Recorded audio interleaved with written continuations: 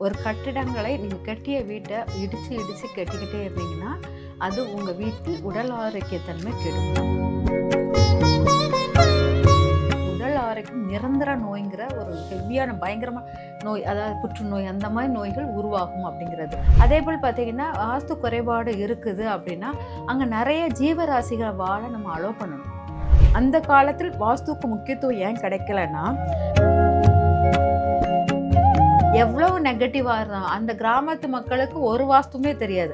ம். இப்ப நம்ம இந்த இடத்துல நம்ம எப்படி வாஸ்துவ முறிக்கலாம்? நம்ம சிட்டி லைஃப்க்குள்ள அதெல்லாம் வளர்க்க முடியும். நம்ம எப்படி முறிக்கலாம் அப்படிங்கிறது என்னன்னா, நல்ல செடிகளை வளர்ப்பது ரொம்ப சிறப்பாக ஓகே. இருக்கும். அது வந்து இருக்கிற வாஸ்து குறைபாடுகள் கூட நீக்கிக்கிட்டே போயிரும். நெறைய ஜீவராசிகளை உள்ளுக்கு வரவிட்டு நீங்க வந்து அதோடைய இதை என்ஜாய் பண்ணாலே உங்களுக்கு அந்த வாஸ்து குறைபாடுகள் உங்கள தீண்டவே காணாம தீண்டாது.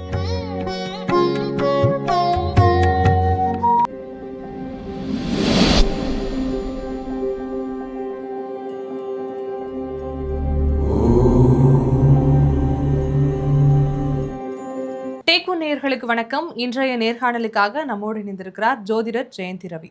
வணக்கம் மேம். வணக்கம்மா. அதான் பார்த்து பார்த்து நம்ம வீடு கட்டினாலும் மாற்ற இயலாத ஒரு பிரச்சனையா வாஸ்து அப்படின்னு இருக்கு. வீடு கட்டணுன்ற ஆசையில நமக்கு என்னென்ன வேணுமோ அந்த மாதிரியான ஒரு செல்வ செழிப்பு வசதிகளோட நம்ம கட்டிடுறோம். அதுக்கப்புறம் அந்த வீட்டுக்குள்ள போயும் பிரச்சனைகள் வருது, சந்தோஷம் இல்லை அப்படின்றப்போ ஒரு வாஸ்து ஆசிரியர் இல்லை ஒரு ஜோதிடர் அணுகும் பொழுது வாஸ்து சரியில்லைங்கிறாங்க. அவ்வளோ செலவு பண்ணி ஒரு வீட்டை கட்டினதுக்கு அப்புறம் வாஸ்து சரியில்லை, இதை மாற்றணும் அது மாற்றணுன்றப்போ கட்டினவனுடைய மனநிலை வந்து நிஜமாவே என்னடா இது அப்படிங்கிற மாதிரி இருக்கும். அதை வேற விதத்துல சரி பண்ண இயலுமா? கண்டிப்பாக சரி பண்ண இயலும். ஓகே. இது முக்கியமா என்னன்னா, முதல்ல இடித்து சரி பண்ணக்கூடாது. ஆ. ஒரு கட்டிடங்களை நீங்க கட்டிய வீட்ட இடிச்சு இடிச்சு கட்டிக்கிட்டே இருந்தீங்கன்னா, அது உங்க வீட்டில் உடல் ஆரோக்கியத்தன்மை கெடும். ஓகே. ஒரு பலமின்மை, அதாவது பலவீனமாக மாறிக்கிட்டு இருக்கீங்கன்னு அர்த்தம். ம். ஆனா எப்பவுமே ஒரு வீடு கட்டிட்டீங்கன்னா, அந்த சுவத்த இடிச்சு இன்னொரு சுவர் கட்டுவது, அதேமாரி பின்பக்கம் வந்து எப்பவுமே இடிச்சு இன்னொரு சுவர வளர்த்து அப்படி கட்டுவாங்களே. முன்னால ஒரு வீடு கட்டிட்டு பின்னால நான் கட்டுவேன்னு சொல்லிட்டு ஒண்ணு வச்சிருப்பாங்க. ம். அந்த பின்னால கட்டுற வீட வந்து ஜாயின் பண்ணி கட்டுறத விட முழுசா இடிச்சுக்குவாங்க. பின்னால இடிச்சுட்டு அப்படியே ஃபுல்லா பெருசா ஆக்குவாங்க. அந்த மாரி ஆக்கும்போது, அந்த மாரி கட்டுற வீடுகளுக்கு உடல் ஆரோக்கியம் நிரந்தர நோய்ங்கிற ஒரு ஹெவியான பயங்கரமா நோய், அதாவது புற்றுநோய் அந்த மாரி நோய்கள் உருவாகும் அப்படிங்கிறது. அதனால எப்பவுமே ஒரு வீடு கட்டுனீங்கன்னா, முதல்ல ஸ்ட்ரெச்சர் பண்ணிருங்க. ம். பண்ணிட்டு திரும்ப நீங்க கட்டுறதா இருந்தா கூட, அந்த பின் கட்டிடத்தை எதையுமே இடிக்காம அப்படியே ஒட்டியே கட்டுனா, அது உங்களுக்கு எஃபெக்ட் ஆகாது. அத இடிச்சு அந்த சுவர ஃபுல்லா இடிச்சு இது பண்ணும்போது, உங்களுக்கு அது நெகட்டிவான அதிர்வுகளை குடுக்கும். அது வந்து எப்பவுமே வாஸ்து பரிகாரங்களை நான் இடித்து செய்வது நான் என்னைக்குமே ஏத்துக்கொள்ள முடியாத ஒன்றாக இருக்கும். ம். எந்த உங்க உங்க கட்டிடத்தை விட்டு துண்டாக வேற கட்டிடம் இருந்துச்சுன்னா நீங்க இடிங்க. உங்க கட்டிடத்தோட ஒட்டி இருக்கிற எந்த கட்டிடத்தையும் இடிச்சு நீங்க வாஸ்து குறைபாடை நீக்க முடியாது. அது வேற விதமான நெகட்டிவ் அதிர்வுகளை குடுத்துரும். ம். அது நெறைய வீடுகளுக்கு நான் பார்த்துருக்கேன். அந்த மாரி பண்ணக்கூடாது. அதேபோல் பார்த்தீங்கன்னா, வாஸ்து குறைபாடு இருக்குது அப்படின்னா, அங்க நெறைய ஜீவராசிகள வாழ நம்ம அலோ பண்ணணும். ஓகே. இப்ப மிந்தி அந்த காலத்துல வந்து நம்ம வீட்டின் அளவு ரொம்ப குட்டியா இருக்கும். அந்த காலத்துல வாஸ்து அவ்வளோ பெரிய ஒரு மாய பீமமாவே தெரியாது. இப்போ ம். வாஸ்து வச்சு ஒரு பெரிய இது மாரி கால்குலேட் பண்றாங்க. வாஸ்து பார்க்குறவங்க பெரிய கோடீஸ்வரன் ஆயிருவாங்க. அந்த அளவுக்கு அந்த வாஸ்துவ வந்து அவ்வளோ பிம்பமாக்குறாங்க. ரீசன் என்னன்னா, அந்த காலத்தில் வாஸ்துவுக்கு முக்கியத்துவம் ஏன் கிடைக்கலன்னா, சின்ன ஒரு கட்டிடமா தான் கட்டுவாங்க. பார்த்தீங்கன்னா, சுத்தி அவ்வளோ இடம் இருக்கும். வீட்ட சுத்தி அவ்வளோ இடம் இருக்கும். அத்தனை இடங்களிலும் நல்ல ஜீவராசிகள் வாழும். ஆடு, மாடு, கோழி, அப்புறம் பறவைகள், ஒரு மரம் இருக்கும். அந்த மரத்தினுடைய மரத்தில வந்து நெறைய பறவைகள் கத்தும். இந்த உடைய அந்த ஓசைகள் எல்லாமே உங்களுடைய வாஸ்துவ ஃபுல்லா அசைக்கவே முடியாது. ம். எவ்வளவு நெகட்டிவா இருந்தா அந்த கிராமத்து மக்களுக்கு ஒரு வாஸ்துமே தெரியாது. ஆனால் அவங்க வந்து வீட்ல வந்து ஒரு மாடு வந்து கழனி தண்ணி குடிக்கணும்னு சொல்லிட்டு வச்சிருப்பாங்க. ஆடு கட்டி போடுறதுக்கு ஒரு இடம் வேணும்னு வச்சிருப்பாங்க. அப்புறம் கோழி வளர்க்கறதுக்குன்னு வச்சிருப்பாங்க. அங்க எங்க வாஸ்து வந்தது? அங்க வாஸ்துவே கிடையாது. ஏன்னா வாஸ்துவே அதுவே முறிச்சிருது. ம். இப்ப நம்ம இந்த இடத்துல நம்ம எப்படி வாஸ்துவ முறிக்கலாம்? நம்ம சிட்டி லைஃப்க்குள்ள அதெல்லாம் வளர்க்க முடியும். நம்ம எப்படி முறிக்கலாம் அப்படிங்கிறது என்னன்னா, நல்ல செடிகளை வளர்ப்பது ரொம்ப சிறப்பாக ஓகே. இருக்கும். நெறைய செடிகள் இன்டோர் பிளானட், அவுட்டோர் பிளானட்லாம் இருக்கு இல்லையா? அது வளர்க்கும்போது, அங்க நெறைய நம்மளுக்கு பூச்சிகள், பட்டாம்பூச்சி இதெல்லாம் நம்ம வீட்டுக்கு தேடி வரும்போது, அது வந்து இருக்கிற வாஸ்து குறைபாடுகள் ஃபுல்லா நீக்கிக்கிட்டே போயிரும். ம். எ இன்டோர் பிளானட் அது வளர்க்குறது சிறப்பு. நாய்கள் வளர்ப்பாங்க. நாய்க்குட்டிகள் வளர்ப்பதும் ரொம்ப நல்லாயிருக்கும். அதுவும் நம்மளுடைய நெகட்டிவ ஃபுல்லா எடுத்துரும். இந்த மாரி வாஸ்துவ வந்து நம்ம வேற எத வச்சுமே கழிக்க தேவையே இல்ல. நம்ம ஒரு அடிஷ்னலா ஒரு பறவைகளையோ, இல்லாட்டா ஒரு விலங்குகளையோ இல்லாட்டா பூச்செடிகளையோ வளர்க்கும் போது அந்த பூக்களின் நறுமணம் உங்கள் வீட்டை சுற்றி நல்லா பாசிட்டிவ் வைப்ரேஷன் நல்லா கொடுக்கும். அதுக்கப்புறம் உங்கள் வீட்டில் வந்து இந்த கிளிகள் குருவிகள் அதெல்லாம் ரிங்காரமிடுற ஓசை, அந்த குருவிகள் கிளிகளுக்கெல்லாம் சாப்பாடு வைத்து அது மூலம் நம்மளுக்கு வாஸ்து குறைபாடு நீக்க முடியும். இதெல்லாம் ரொம்ப எளிமையானது. யாருமே அது அப்ளை பண்ணி பார்த்து கூட கிடையாது. இது கொஞ்சம் நம்ம முன்னோர் காலத்துக்கும் இதையும் வச்சு கம்பேரிசன் பண்ணி பார்த்தீங்கன்னா, உங்களுக்கு அது நெறைய ஜீவராசிகளை உள்ளுக்கு வரவிட்டு நீங்க வந்து அதோடைய இதை என்ஜாய் பண்ணாலே உங்களுக்கு அந்த வாஸ்து குறைபாடுகள் உங்கள தீண்டவே காணாம போயிடும். தீண்டாது. இது போக நம்மளுக்கு வாஸ்து குறைபாடு நீக்குவதற்கு 4 மூலைகளுக்கும் நான் என்னலாம் பண்ணலாங்கிறத சொல்றேன். ம். அது சொல்லும்போது அதுக்கும் உங்களுக்கு அதையும் அப்ளை பண்ணிட்டீங்கனாலே, வேற எந்த வாஸ்து ரொம்ப பிரச்சனை இருக்காது. வாஸ்து பிரச்சனை நமக்கு அவ்வளவு நெகட்டிவா வீட்ட மாத்தணும்னு இல்ல, எதையுமே பண்ண தேவையில்ல. ஒரு இறை வழிபாடுலயும், ஜீவராசிகளை ரசிப்பதிலும், அதுக்கப்புறம் நம்மளுடைய சின்ன சின்ன விஷயங்கள் நம்ம வீட்டுக்குள்ள அந்த 4 மூலைகளுக்கு செய்யும்போது சிறப்பாக இருக்கும். ம். நான் தென்மேற்கு மூலை, அங்க தான் நம்மளுடைய மாயையே அங்க தான் உட்கார்ந்திருக்கு. நம்மளுடைய ஆசைகள் எல்லாமே அங்க தான் உட்கார்ந்திருக்கு. அதிலிருந்து நான் தொடங்குறேன். தென்மேற்கு மூலை வந்து வாஸ்து குறைபாடாக இருந்தால், தென்மேற்கு மூலை எப்போதும் உயரமாக இருக்கணும். சில பேர் வீட்டில் தென்மேற்கு மூலை பள்ளமாக இருக்கும், குழி தோண்டி இருக்கும். அந்த மாதிரிலாம் இல்லாமல் ஓப்பனாக இருக்கக்கூடாது. அதெல்லாம் இருந்துச்சுன்னா உங்களுக்கு வாஸ்து குறைபாடு. அப்போ அதை ஓப்பனாக இருந்தால் நம்ம ஒரு ஸ்க்ரீன் போட்டு நல்லா அடைச்சிருங்க. காற்று வராத மாதிரி வச்சுக்கோங்க. ஏன்னா தென்மேற்கு பருவக்காற்று நம்ம உடலின் ஆரோக்கியத்தை கெடுக்கும் அப்படின்னு அர்த்தம். ம். தென்மேற்கு பருவக்காற்று நம்மளுக்கு அந்த வழியை ஓப்பனிங் வச்சிங்கனாலே தென்மேற்கு பருவக்காற்று எப்படி உடல் ஆரோக்கியத்தை கெடுக்குதோ, அந்த இடத்தில் யாருன்னா தென்மேற்கில் உட்காருவது கணவன் தான் உட்காருவான், வீட்டின் தலைவன் உட்காருவான். மேடையில் இருப்பது யாரு? வீட்டின் ராஜா தான் இருப்பான். ராஜாங்கிற அந்த தலைவன். அவன் தான் இருப்பான். அந்த இடத்துல குழியும் பள்ளமும் இருந்தா அவன் உடல் ஆரோக்கியம் முதலில் தாக்குவது அவனை தான் தாக்கும். ம். அதனால வருமான பெருக்கெல்லாம் குறையும். அப்பங்கும்போது தென்மேற்கு இதை வந்து நம்ம ரொம்ப ஸ்ட்ராங்கா ஆக்கணும் அப்படிங்கிறத. அதனால தென்மேற்கு பகுதியில் நம்ம வந்து ஒரு மண் தொட்டி மாதிரி எடுத்துக்கோங்க. அந்த மண் தொட்டியில் ஒரு மேக்னெட் வாங்கி போட்டுக்கோங்க. போட்டுட்டு அதை ஒரு நல்ல பெரிய கல்லு அந்த அதாவது செங்கல்லாம் இல்ல. ம். நல்ல இந்த ஸ்ட்ராங்கான நேச்சுரலான கல்ல எடுத்து அந்த தொட்டி மேல வச்சு, அது மேல ஏதாச்சும் பூக்களோ, ஏதாச்சும் ஒண்ணு அலங்காரம் வச்சுக்கோங்க. அத வச்சுட்டாலே உங்களுக்கு அந்த பகுதி மேடாக தோற்றுவது போல் அந்த மேக்னெட் வந்து ஈர்ப்பு சக்தி. ம். எப்பவுமே பூமியின் காரகத்துவம் ஈர்ப்பு, புவியீர்ப்பு சக்தி அதிகமாக இருக்கிறது தான் பூமியின் காரகத்துவம்.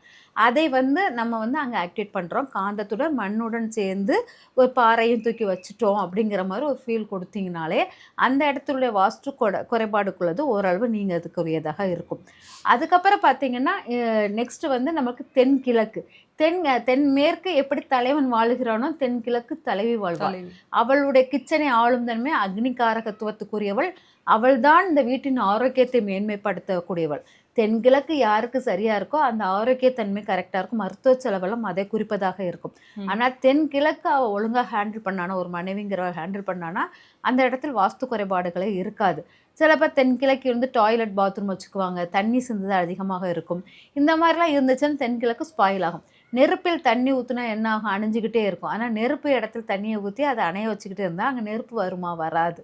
அப்போ அந்த இடத்தில் பெண்ணுங்கிறவள் நெருப்பாக இருக்காம கூலாக இருந்தா யாருனாலும் ஈஸியா அவகிட்ட பேசுறது, ஈஸியா அவள வந்து நெருங்கிருவாங்க. ம். அதனால தான் பெண்களை நெருப்புத்தன்மையாகவே மாற்றியிருக்காங்க. அக்னியை எரித்து சீதையை இறக்குனதும், கண்ணகி அக்னிய வச்சு இந்த ஊரை எரிச்சதும் எல்லாமே நெருப்புத்தன்மைக்குள்ளதாவே மாத்திருக்காங்க. அப்ப அந்த நெருப்புத்தன்மைய அணைக்கக்கூடிய தண்ணி ஏதாச்சும் இருந்துச்சுன்னா, அந்த வீட்டு பெண்ணின் நேம் கெட்டு போகும். ம். அவளுடைய கர்ப்பப்பை கோளாறுகள் ஏற்படும். இந்த மாரி அப்புறம் கிட்னி ப்ராப்ளம் வரும். இதெல்லாமே அந்த நெருப்புத்தன்மையுடைய குறைபாடுகள்னால தான். அப்ப அதை நீக்குவதற்கு என்னன்னா, பெண்ணை காப்பாற்றக்கூடிய ஒரு தெய்வம் பிறந்தாங்கன்னா நம்புவீங்களான்னா, நம்பணும். ஏன்னா, அது நமக்கு தெரிஞ்ச பிள்ளையார் தான். யார் பார்வதியை காப்பாற்றுவதற்காக அழுக்கிலிருந்து தோன்றிய பிள்ளையார். பார்வதி தன் பாதுகாப்புக்காக, தன் கற்பின் பாதுகாப்புக்காக வாயில் காவற்காரனாக வைத்திருந்தாள் அப்படிங்கிறது தான் உண்மை. அந்த பிள்ளையார், அந்த பெண் இருக்கிற இடத்துல அந்த மஞ்ச பிள்ளையாரை பிடிச்சு நீங்க வச்சு வாரத்துல ஒரு தடவை மஞ்ச பிள்ளையாரம் கரைச்சு தண்ணி முத்தம் தெளிச்சிருங்க. திரும்ப அடுத்த வாரத்துக்கு மஞ்ச பிள்ளையார். அப்படியே ஒவ்வொரு வாரமும் பிள்ளையார் வைத்து அங்க வந்து பிள்ளையார் வச்சு அதில் 2 ஊதுபத்தி மட்டும் கொளுத்துங்க. ஒன்றும் விளக்கேற்ற தேவையும் ம். இல்லை. 2 ஊதுபத்தி கொளுத்து என்ன பாதுகாப்புக்கு இந்த பிள்ளையார் இருக்காரு அப்படின்னு சொல்லிட்டு ஒரு அரச மலை இலையில் வைத்து அந்த பிள்ளையாரை வச்சுட்டே வந்துக்கிட்டே இருந்தீங்கன்னா, ம். கிச்சனில் உங்களுக்கு அந்த தென்கிழக்கு குறைபாடுகள் நீங்கிரும். ஏன்னா அந்த பெண்ணை பாதுகாக்கக்கூடியவர், பெண்ணுக்கு எந்த அவமானமும் வரவிடாமல் தடுக்கக்கூடியவர். அதனால அந்த பிள்ளையார் வழிபாடுகளை நம்ம எடுத்துக்கிறோம். அதுக்கப்புறம் பார்த்தீங்கன்னா வடகிழக்கு. வடகிழக்கு வந்து நீர் தத்துவத்துக்குரியது. சூரிய சந்திர ஒளியை உள்நோக்கி வாங்குவது வடகிழக்கு. இந்த 2 ஒளியும் கரெக்டாக வந்து பூமியில விழணும்னா வடகிழக்கு பகுதி திறந்த வெளியாக இருக்கணும். அந்த சூரிய சந்திர ஒளிகளை கரெக்டாக உள்வாங்க நம்மளுக்கு தவறுனால் சந்திரகாந்த கல்னு ஒரு கல் இருக்கு. அந்த கல்லை வாங்கி அந்த வடகிழக்கு மூலையில் வைத்தால் அது காற்றில் உள்ள ஈரப்பதத்தை ஃபுல்லாக உள்ளுக்கு அப்சர்வ் பண்ணி அது மழையாக பொழிய வைக்கும், நீர்த்துளிகளாக கொடுக்கும். இந்த சந்திரகாந்த கல்லை வந்து பொதுவாக எங்கே வைப்பாங்கன்னா சிவலிங்கத்துக்கு மேலே வைப்பாங்க. அந்த சிவலிங்கத்துக்கு அந்த ட்ராப்ஸ் தண்ணி விழணும் அப்படிங்கிறதுக்காக அந்த சந்திரகாந்த கல் அங்கே வைக்கப்படும். அந்த சந்திரகாந்த கல் இயற்கை காற்றில் உள்ள நீரோட்டத்தை எடுத்து சிவனுக்கு சிறு சிறு துளிகளாக அபிஷேகத்துக்கு கொடுத்து உதவும். அதனால இங்கே சிவனும் சந்திரனும் சேர்ந்து இருக்கிற தன்மையாக சந்திரகாந்த கல் அங்கே ஆக்டிவேட் ஆகுறதுனால அந்த இடத்துல சந்திரகாந்த கலை வைங்க அப்படின்னு நம்ம சொல்லியிருக்கோம். அதுக்கப்புறம் பார்த்தீங்கன்னா வடமேற்கு.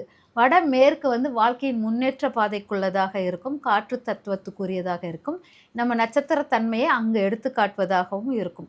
ஆனால் வடமேற்கு பகுதியை வந்து நம்ம என்னென்னா கிருஷ்ணர் இடமாகவும், முன்னேற்றம் காற்றுனால கிருஷ்ணர் தான், புல்லாங்குழல் அதெல்லாம்.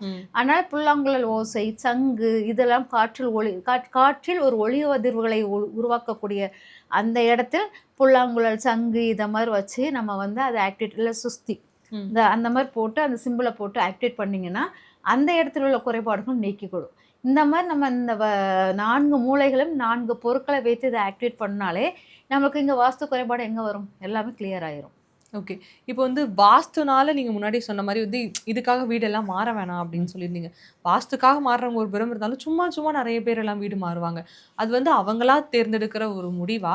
இல்ல அவங்களுடைய ராசியிலயோ, அவங்களுடைய ஜாதகத்திலேயே இருக்கிற ஒரு குறைபாடுனால அவங்க அப்படி மாறுறாங்களா? ஜாதகத்தில் உள்ள குறைபாடுகள் அங்கே அவங்க அடிக்கடி வீடு பண்ண வைக்கும். இங்கே வந்து சுக்கிரன்கிறது மனைவி, வீடுங்கிறதும் சுக்கிரன் தான். மனைவி வந்து அந்த வீட்டை ஆளுகிறார். கணவன் ஆள மாட்டான், கணவன் வெளி உலகத்தை ஆளுவான், மனைவி வீட்டுக்குள்ள ஆளுவாள். அதனால வீட்டை வந்து சுக்கிரன் காரகத்துவமாக அவளுடைய ஆளுமை பெற்றதுனால அது சுக்கிரன் காரகத்துவம். எந்த வீட்டில் ஒரு மனைவி வந்து அட்ஜஸ்ட் பண்ணி நான் இதுக்குள்ளே வாழ்ந்துக்கிறேன் எப்படியாச்சும் அப்படி சொல்லிட்டு ஒருத்தி வாழ்ந்துட்டான்னா அந்த வீடு மாறாது, நிலையா இருக்கும். அப்போ சுக்கிரன் ஜாதக கட்டத்தை சுக்கிரன் ஸ்ட்ராங்காக அவள் இடத்தை திடமாக பிடிச்சிருந்தா அவள் வீட்டை மாற்ற மாட்டாள். சுக்கிரனுடன் ராகு சேர்ந்தால் வந்து கண்டிப்பாக வீடை மாறிடுவாள். ராகுங்கிறது மாறிக்கிட்டே இருக்கும், அவள் குணம் வந்து மாறிக்கிட்டே இருக்கும். ராகுங்கிறது விரிவுபடுத்தும். அவள் எதை எடுத்தாலும் அதிகப்படுத்தியாக கேட்பா, அதிகப்படியான விஷயங்கள் வேணும். இப்போ இந்த வீடு கொடுத்தா கூட அவளுக்கு திருப்தி இல்லாத தன்மையாக இருக்கும். சில பேர் ஒரு குடிசையை கொடுத்தா கூட நான் அதை மெயின்டைன் பண்ணி மாளிகையாக மாற்றிடுறேன்னு சொல்லிட்டு ஒரு சில பெண்களுக்கு அந்த எண்ணம் இருக்கும். சில பெண்களுக்கு இந்த மாளிகையே கொடுத்தாலும் அவளுக்கு பத்தாத தன்மையாக இருக்கும். இன்னும் பக்கத்தில் உள்ள வீட்டையும் சேர்த்து வாங்கி தரியா அப்படின்னு கேட்பா. ஏன்னா எனக்கு இந்த கார் ஓடுறதுக்கு இடம் இல்லை அப்படின்னு கேட்பா. அதனால் அங்கே மனைவிங்கிறவள் ஒழுங்காக இருந்தால் வீடு மாற்றும் தன்மை வராது. அது ஒரு ஆணின் ஜாதக கட்டத்தில் சுக்கிரன் ஒழுங்காக இருந்தால், அவன் ராகுடைய பிடியில் இல்லாமல் இருந்திருந்தால் அவனுக்கு ஓகே, நல்ல மனைவி இருப்பாள். ராகு பிடியில் இருந்தால் மனைவியால் தான் வீடு மாற்றம் ஏற்படும். அதனால அவள் வந்து கொஞ்சம் டார்ச்சர் பண்ணுறதுனால அவன் வந்து மாறிக்கிட்டே இருக்கிற மாதிரி இருக்கும். இப்போ வந்து இந்த வாஸ்து அப்படிங்கிறது என்ன பண்ணணும் அப்படிங்கிறதே தெரியாது. நிறைய பேர் நீங்க முன்னாடியே சொன்ன மாதிரி வீட்டை இடிக்கிறது, அதை சரி பண்றது, இந்த மாதிரியான விஷயங்களை தான் இறங்குவாங்க. ஆனா அப்படி பண்ணாம ஒரு மாற்று வழிமுறைகளை வந்து சொல்லியிருக்கீங்க. இந்த விஷயங்களை மாத்திக்கிட்டாலே நீங்க அந்த வீட்டில் ரொம்ப தாராளமா இருக்கலாம், மன நிம்மதியோட இருக்கலாம் அப்படின்னு சொல்லியிருக்கீங்க.